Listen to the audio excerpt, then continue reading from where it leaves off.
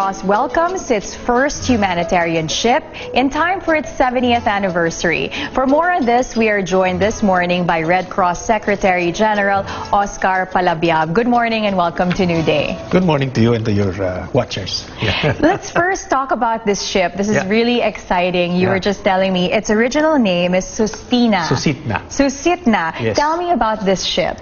Well, you know, it's actually a military prototype. It was built by, designed by the U.S. Navy. And this was built for the borough of Matuska, Susitna in Alaska. Okay. It was meant for, it's a ro-ro vessel. It's meant to take passengers and vehicles from one island to the other.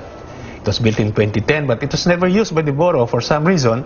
So it's actually very new. Okay. It was only tested, yes. It came all the way from Alaska. Yes. Okay. From Alaska, it went to Seattle for repairs. Then we brought it home here to the Philippines. Now, what prompted the Red Cross to acquire this ship? Oh, well, our lessons in Yolanda and even prior, we had difficulty moving in goods and people from Manila to Tacloban and the other islands because all the boats, or the commercial boats, were fully booked.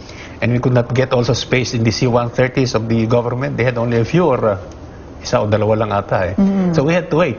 And we had to transport goods by land. So it took some time. So we said that it really pays to have a vessel because we're a country of islands anyway. Right. So if we had an asset that can carry rescue and relief items, then we can respond quickly. And it so happened that then former Secretary Cusi went to the office one time and mentioned to us about the ship, the availability of the boat. And so we started communicating with the borough, and they said, we cannot give it to you for free, but we can talk about, you buying the ship from us. So our chairman, now Senator Gordon, really haggled hard to get the ship for almost a song. Well, now it's here, and tamang-tama, good for the 70th anniversary also. Now let's talk about this ship. It sounds amazing, no? What is the capacity and the capability? Basically, it's for humanitarian and disaster relief operations. Yes. So what can it do in times of disaster? In times of disaster, you see, it has a deck, and that can carry the original intention was to carry passenger vehicles. Although the real objective at the time when it was designed by the U.S. Navy was to carry tanks. It can transport tanks from Okinawa to anywhere it may be needed. So we can use that to bring in our ambulances, rescue vehicles, even our hospital tents, and of course passengers. That will include our emergency responders, even doctors and nurses. We can load them all in this boat. How many passengers can it have? It can carry 120 passengers actually. And if you rescue people and there's nothing on the deck, you can put in 1,000 people there on deck. If you just have to transport them and bring them to a safer place. So it's a very versatile boat that we can bring anywhere because you don't need any pier. As long as there is a beach, we can land.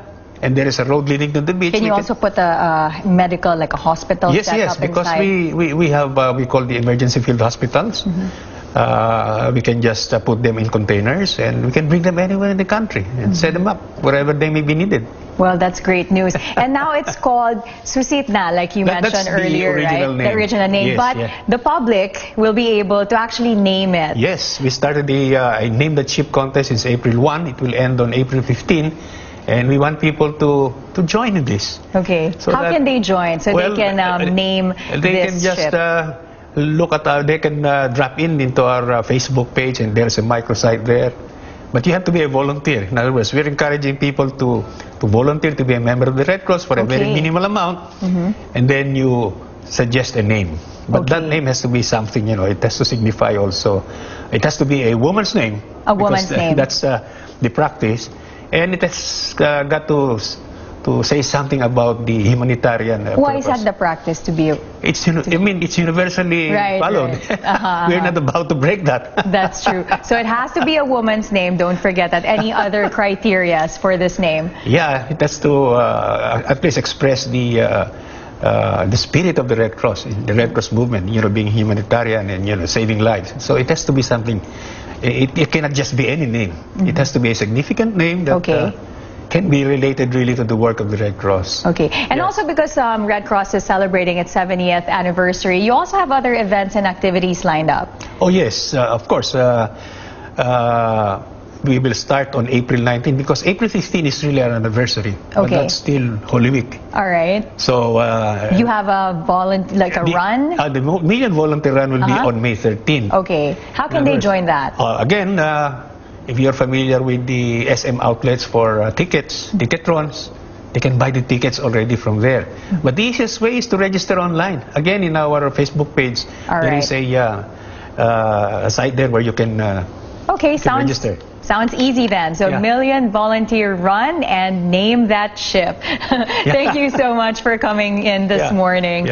And that was the Red Cross Secretary General Oscar Palabiab joining us this morning.